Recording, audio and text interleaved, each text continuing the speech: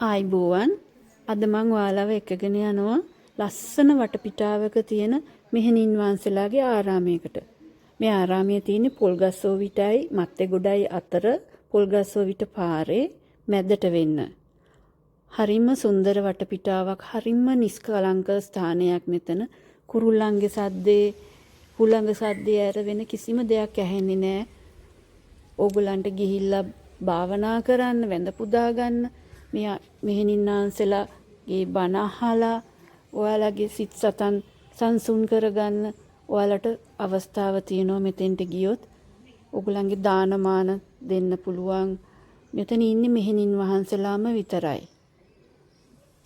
මේ බලන්න හරිම සංසුන් වටපිටාවක් නේද?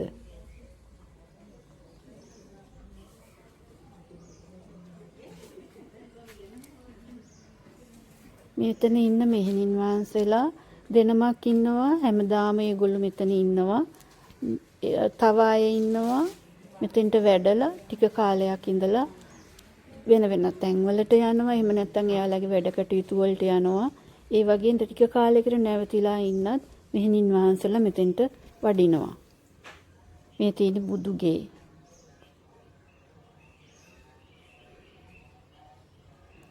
පුංචි හැමදේම, හැබැයි හරිම ලස්සනට හැම දෙයක්ම තියෙනවා.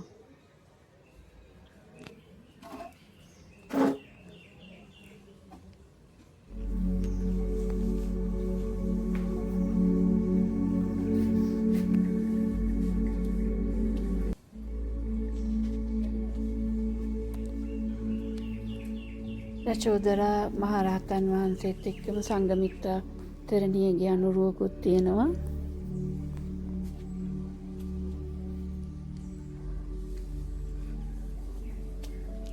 අද මේ කට්ටිය ඇවිල්ලා දාන එකට අපේ පවුලේ කට්ටිය ඇවිල්ලා ඉන්නේ. හරිම නිස්කලංකයි. මගේ හිතටත් අමුතු සංසුන් බවක් දැනුණා මෙතෙන්ට ආවම. මේ මෙහෙණින් වහන්සේලාගේ ශ්‍රමයෙන් මේවා නඩත්තු කරගෙන, මේවා ලස්සනට අතුපත ගාලා පිරිසිදු කරගෙන, මේවා හරිම ලස්සනට සුන්දරව තියාගෙන ඉන්නවා. මේ බලන්න, ඔයාලගේ හිත නිවෙනව නේද දැක්කහම? මට මේ බෝමළුවට ආවම හරිම සැහැල්ලුවක් දැනුණා. හරිම ලස්සන වටපිටාවක් වගේම හරිම නිස්කලංකයි. මේ බෝගහයට ඔයාලට ඕන තරම් වෙලා බණ භාවනා කරන්න පුළුවන්. ඔයාලට නිදහසේ ගත කරන්න පුළුවන්. ඔයාලගේ හිත නිවා ගන්න, හිත සනස ගන්න. හිතට කලබලයක් ඇතුණු වෙලාවක මේ වගේ තැනක ඉන්න එක කොයි තරම්ද කියලා ඔයාලා දන්නව නේද?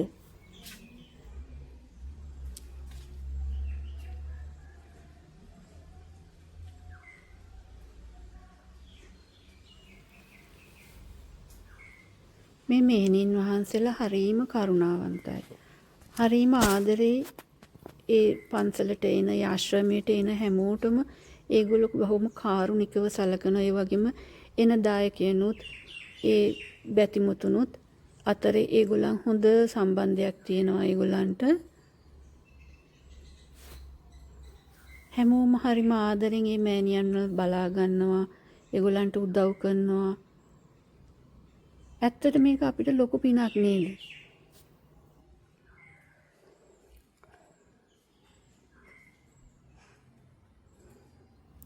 ඇහෙනවද කුරුල්ලන්ගේ සද්දේ?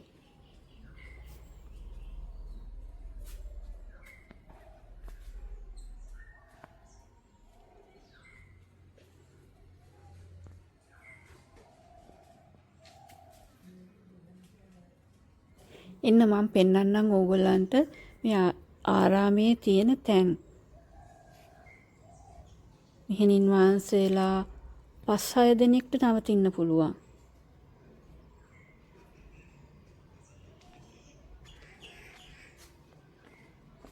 මේ තමයි දානශාලාව, බණ කියන ඒ ශාලාව. මේක මෙහෙණින් වහන්සේ කෙනෙක් වැඩ සිටින තැනක්. මෙතන තමයි බණ භාවනා කරන්නේ. දානශාලාව.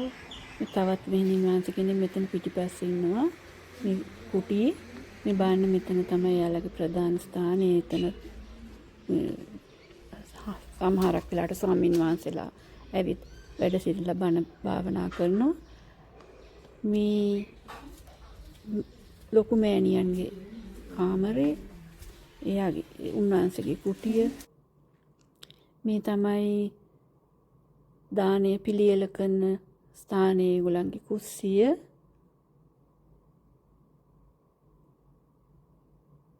හැමෝම ඇවිල්ලා උදව් කරනවා. මේ අද දානෙට ආපු කට්ටිය. මේ තව කුටියක්. මේවැ ඇත්තටම තමන්ට කැමති විදිහට තමන්ට පහසුකම් සලසා ගන්න පුළුවන්. ගොඩක් වෙලාවට ෆෑන් තියෙනවා. ඇඳ කබඩ් එකක් වැසිකිලි පහසුකම් අනිවාර්යයෙන්ම තියෙනවා. ඒ වගේම මම මෙතන දැක්ක තව දෙයක් තමයි හරීම පිරිසිදුයි. කිසිම විදිහකට අපිරිසිදු දෙයක් නැහැ. මේ ඉන්න මෙහෙණින් වහන්සේලාම විතරක් මේවා තනියම කරගෙන ඉන්නවා. දානේ පිළියෙල වෙනවා දැන්. තව ටිකකින් දානේ පිළිගන්නන්න ලෑස්ති වෙනවා.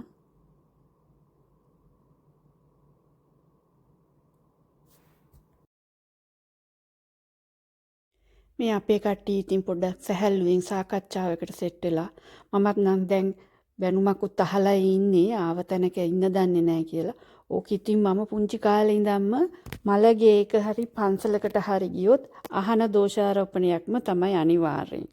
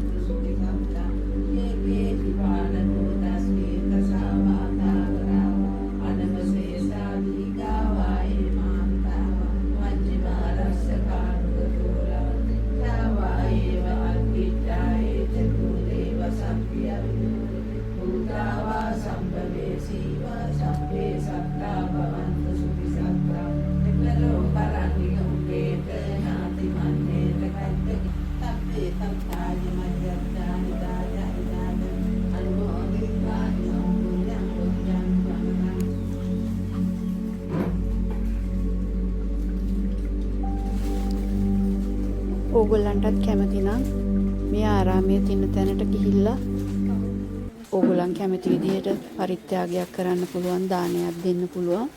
මම තැන කියන්නද? විසාකා මෙහෙණි ආරාමය 110න් 2 සියඹලාගොඩ පොල්ගස්සෝවිට. ටෙලිෆෝන් නම්බරය 0112 17871. අයින් කියන්නද? 0112 17871.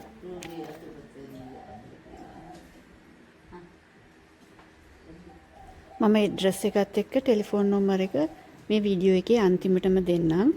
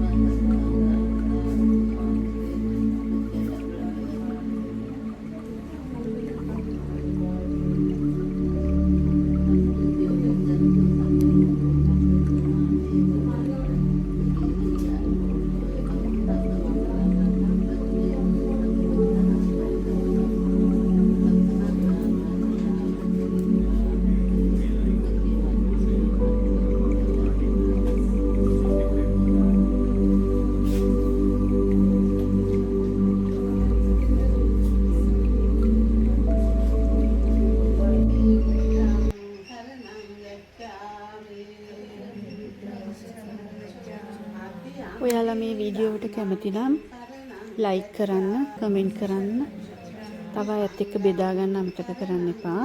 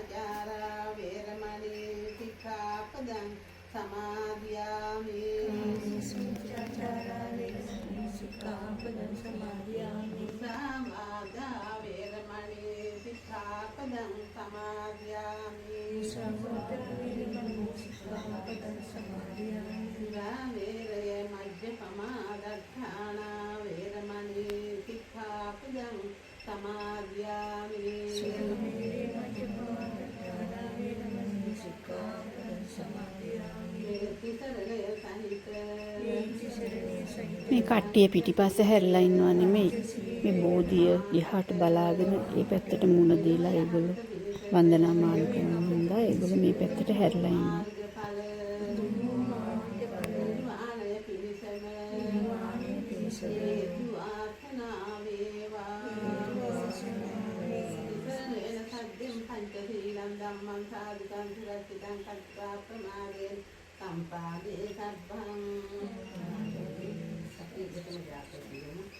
නමෝ තස්ස භගවතෝ අරහතෝ සම්මා සම්බුද්දස්ස ඒ භාග්‍යවතු අරිහත්තු සම්මා සම්බුදුරජාණන් වහන්සේට මාගේ නමස්කාරය වේවා.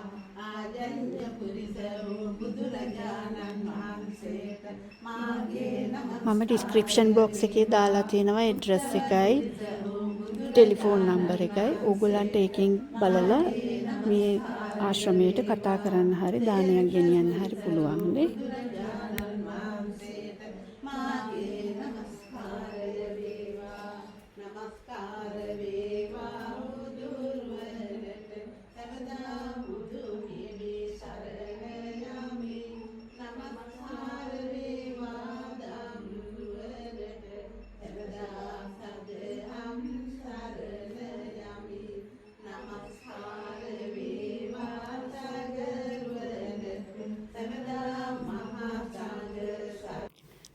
මේ ආරාමයට ඇත්තටම අඩුපාඩුකමකට තියෙන්නේ පිරිමි කෙනෙක්ගෙන් එහෙම නැත්නම් ශ්‍රමයෙන් තව කෙනෙක්ගෙන් උදව් ලැබෙන එක තමයි. මේ බලන්න මේ කැඩිච්ච බිනිච්ච ඒවා හදාගන්න මේ ලොකු වැඩ මේ සාමාන්‍යයෙන් පිරිමි කෙනෙක් එහෙම නැත්නම් හයිය තියෙන තව අය කරන දේවල් මේ ඉන්න මෙහෙණින් වහන්සේලාට කරගන්න හරි අමාරුයි. ඒගොල්ලොත් වයසක අයනේ. ඉතින් එයාලගේ වයසවල් වල හැටියට එයාලගේ තත්ත්වය හැටියට එයාලට තියෙන ලොකුම බාධකේ ලොකුම ප්‍රශ්නය තමයි බර වැඩ එහෙම නැත්නම් මේ ලොකු වැඩ කරගන්න එයාලට කෙනෙක් නැතිකම. දැන් මේ මෙතන මේ කබඩ් එක කැඩලා තියෙනවා. ඒගොල්ලොත් බලාගෙන ඉන්නවා. කවුරු හරි පිරිමි කෙනෙක් එහෙම නැත්නම් දායකයෝ කවුරු හරි කෙනෙක් ඇවිල්ලා මේවා පිළිසකර කරලා දෙන්න යන්න පුළුවන්. ඇවිල්ලා කරලා දෙන්න පුළුවන් කෙනෙක් ඉන්නවද කියලා. ඉතින් ඕගොල්ලොත් කැමති නම් මේ ආරාමයට ගිහිල්ලා ඕගොල්ලන්ටත් පිනක් කරගෙන මේ ඉන්න මෙහෙණින් වහන්සේලාටත් උදව්වක් හැටියට මේ තමන්ගේ ශ්‍රමයෙන් දානයක් දෙන්න පුළුවන් නම් ඒක ගොඩාක්ම වටිනවා මේ වෙලාවේ ඒගොල්ලන්ට. හැමදාමත් එයාලට ඔය වහලයක් හදාගන්න ඕනි කියනවා, වහලේ සුද්ධ කරගන්න ඕනි කියනවා. ඒවැ කොළ රොඩු බැඳිලා ඒ ගටර්ස් වල ඒ දේවල් සුද්ධ කරගන්න මේ ඉන්න වයසක මෙහෙණින් වහන්සේලාට හරිම අමාරු. ඒගොල්ලන්ට බෑනේ. ඉතින් අපිට පුළුවන් නම් කවුරුම හරි පුළුවන් වෙලාවකට ගිහිල්ලා තමන්ගේ ශ්‍රමයෙන් දානයක් පිළිගන්වීමත් ඒකත් ලොකු පිනක් නේද? මොකද අපිට හැමෝටම බැහැනේ මුදල් වලින් දෙන්න.